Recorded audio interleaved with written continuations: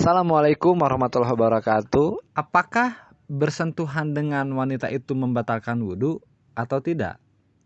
Di sini saya akan mencoba mengutip perkataan Ibnu Rus dalam Bidayatul Mujtahidnya, yang dimana beliau menyebutkan salah satu sebab perbedaan pendapat ulama dalam masalah sentuhan yang membatalkan wudhu ini adalah perbedaan persepsi ketika mentafsirkan kata lamastumun nisa, seperti di dalam surat An-Nisa ayat 47 atau surat Al-Maidah ayat 6.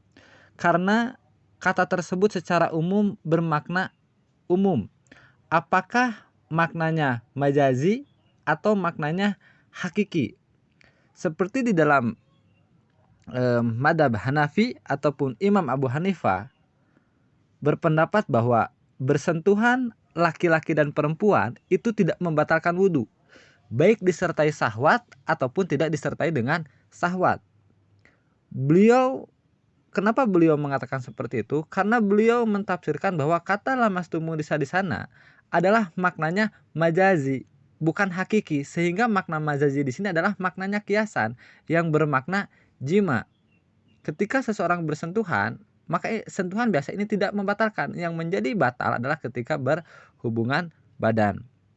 Dan pendapat Imam Hanafi ini dikuatkan dengan hadis-hadis dari Nabi Muhammad SAW, seperti hadis dari Aisyah radhiyallahu anhu, bahwasanya sesungguhnya Rasulullah pernah mencium sebagian istri-istrinya kemudian langsung sholat tanpa berwudu.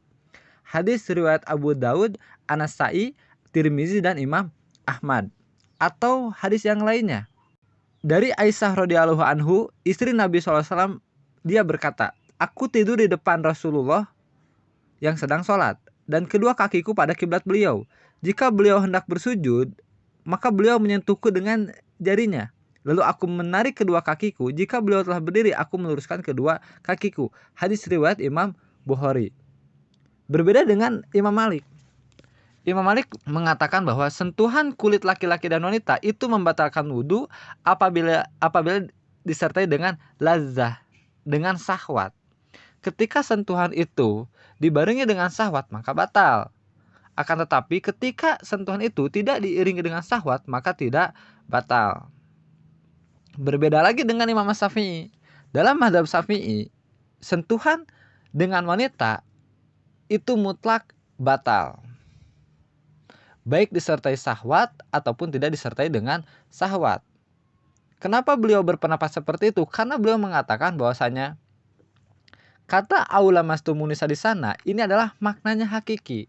Sebelum kita mengalihkan dari makna hakiki ke makna majazi, ini harus ada korinahnya.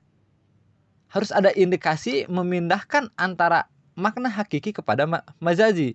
Sehingga ketika tidak ada indikatornya, maka tetap ini ditafsirkan apa adanya adalah secara hakiki. Adapun beliau ketika mendengar hadis Nabi Muhammad SAW, seperti hadis dari Aisyah tadi, sesungguhnya Rasulullah SAW pernah mencium sebagian istri-istrinya kemudian langsung sholat tanpa berwudu. Apakah Imam Syafi'i tidak mengetahui hadis ini? Tentu saja Imam Syafi'i tahu. Akan tetapi beliau mendhaifkan hadis tersebut.